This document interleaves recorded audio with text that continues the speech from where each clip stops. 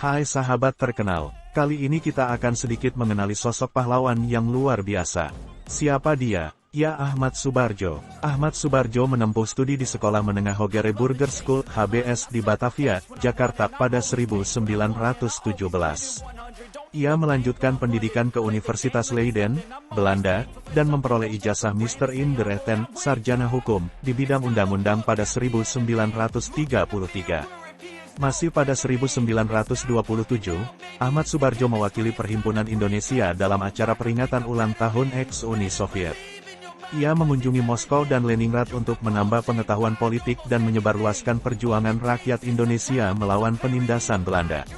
Ahmad Soebardjo dianggap sebagai salah satu tokoh berpengaruh sehingga ia terpilih sebagai anggota Badan Penyelidik Usaha Persiapan Kemerdekaan Indonesia, BPUPKI, yang kemudian berganti menjadi Panitia Persiapan Kemerdekaan Indonesia, PPKI.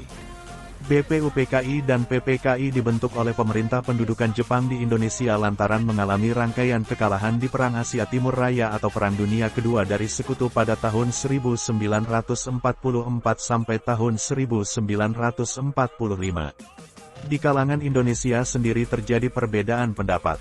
Golongan tua seperti Ahmad Soebardjo, Soekarno, Hatta, dan lainnya, cenderung mengikuti anjuran Jepang dalam mengupayakan kemerdekaan Indonesia. Sebaliknya, golongan muda ingin agar proklamasi kemerdekaan RI dinyatakan secepat mungkin. Dari sinilah kemudian terjadi peristiwa Rengas Dengklok tanggal 16 Agustus tahun 1945. Para pemuda revolusioner seperti termasuk Hairul Saleh, Soekarni, Wikana, Singgih, dan lainnya membawa Soekarno dan Hatta ke Rengas Dengklok, dekat Karawang, agar dua tokoh sentral tersebut tidak terpengaruh oleh Jepang. Sementara itu, di Jakarta terjadi perundingan antara golongan muda dan Ahmad Soebardjo yang mewakili golongan tua. Ahmad Soebardjo akhirnya setuju untuk memproklamasikan kemerdekaan Indonesia tanpa menunggu janji-janji dari Jepang.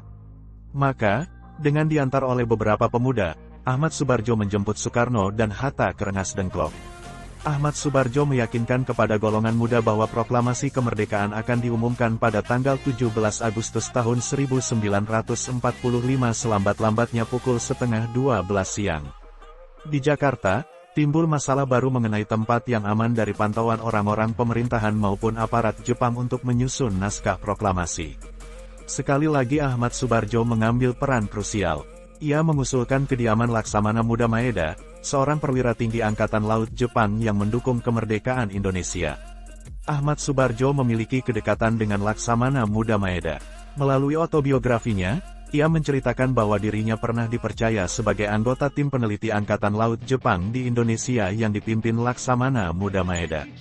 Konsep naskah proklamasi disusun oleh Soekarno, Hatta, dan Ahmad Soebardjo di rumah Laksamana Muda Maeda. Setelah selesai dan berdiskusi dengan para pemuda, dini hari tanggal 17 Agustus tahun 1945, Bung Karno meminta Sayuti Melik untuk mengetik teks naskah proklamasi. Pagi harinya, naskah proklamasi kemerdekaan itu dibacakan Soekarno-Hatta atas nama bangsa Indonesia, di Jalan Pegangsaan Timur nomor 56, Cikini, Menteng, Jakarta Pusat, atau yang merupakan kediaman Bung Karno. Sehari setelah proklamasi, tanggal 18 Agustus tahun 1945, Ahmad Soebardjo dilantik sebagai Menteri Luar Negeri RI pertama untuk mengisi kabinet presidensial yang dipimpin Soekarno sebagai Presiden dan Muhammad Hatta selaku Wakil Presiden. Ahmad Soebardjo kembali menjabat menjadi Menteri Luar Negeri pada periode tahun 1951 sampai tahun 1952. Berikutnya, ia menjadi Duta Besar Republik Indonesia di Swiss antara tahun-tahun 1957 sampai tahun 1961. Tanggal 15 Desember tahun 1978, Ahmad Soebardjo meninggal dunia dalam usia 82 tahun di Rumah Sakit Pertamina, Kebayoran Baru, Jakarta, karena sakit.